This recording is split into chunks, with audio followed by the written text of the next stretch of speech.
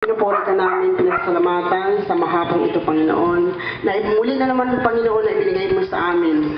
Maraming salamat, Panginoon, sa kalakasan, sa pag-ibig, Panginoon, na pinadadamang mo sa bawat isa sa amin. Lalo na, Lord, sa pamilya ni Francine Wayne, Father Lord, na siselebrate po ng kanyang kaarawan sa araw na ito. Panginoon, bigyan mong kalakasan ang kanyang nanay na si Marites. Panginoon, bigyan mo siya ng lakas.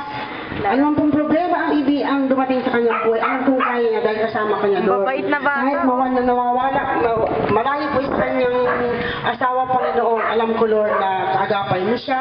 Hindi mo siya pababayaan. Lalo mo siyang palakasin, patibayin, at patatagin ang kanyang loob, Panginoon. Sa oras na ito, Panginoon, tinataas ko man po, Lord, ang batang nagsiselebrate ng kanyang kaarawan.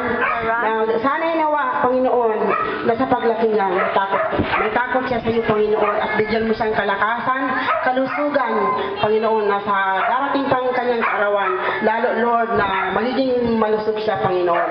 Magiging sa kanyang tatay, Panginoon, nasa malayong lugar, Panginoon. Alam ko, Lord, na ramdam mo ang presensya mo, Panginoon, sa kanyang kaarawan sa oras na ito, Panginoon. Nang tatay niya nasa malayo, Panginoon, bigyan mo siya, Lord, i-comfort mo siya. Alam mo, Lord, nalulungkot siya sa oras na ito, Panginoon. I-comfort mo ang tatay niya, Panginoon, kahit nasa malayo siya. Alam ko, Lord, na ikaw ang magbibigay sa kanya ng kasiyahan. Lalong-lalong, Lord, na malayo sa kanyang pamilya, sa kanyang mag-ina, sa oras na ito, na kaarawan ng kanyang anak, Panginoon.